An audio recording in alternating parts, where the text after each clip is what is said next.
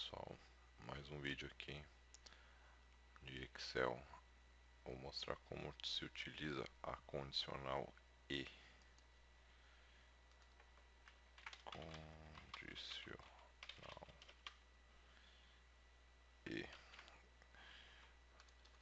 A condicional e pode ser usada da seguinte forma: vou colocar aqui igual e dois cliques aqui, ele tem um número lógico, então ele pede, vou colocar essa próxima coluna, desculpa, célula, ponto e vírgula, a próxima célula. Ele é uma situação lógica que ele vai verificar se os valores aqui são iguais. Então, quando ele é igual aqui,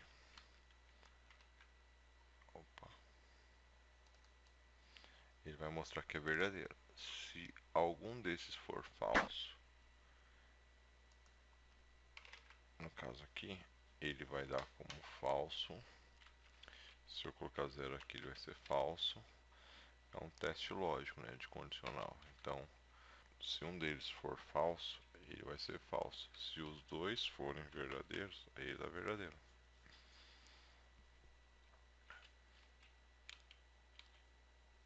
Agora, vou mostrar para vocês o OU, que também é um teste lógico, só que ele é um pouco diferente do caso do E.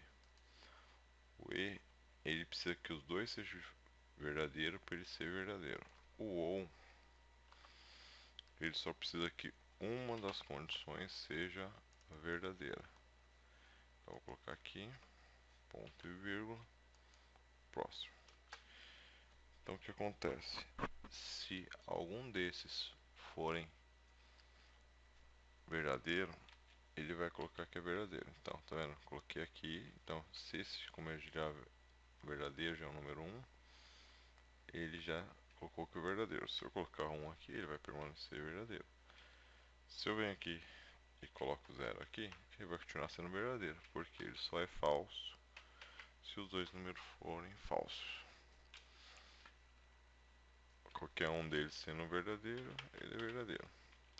Esse aqui, os dois precisam ser verdadeiro para ele ser verdadeiro.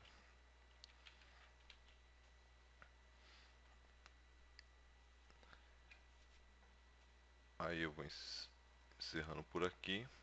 Aí até o próximo vídeo para mostrar mais algumas situações de condicionais.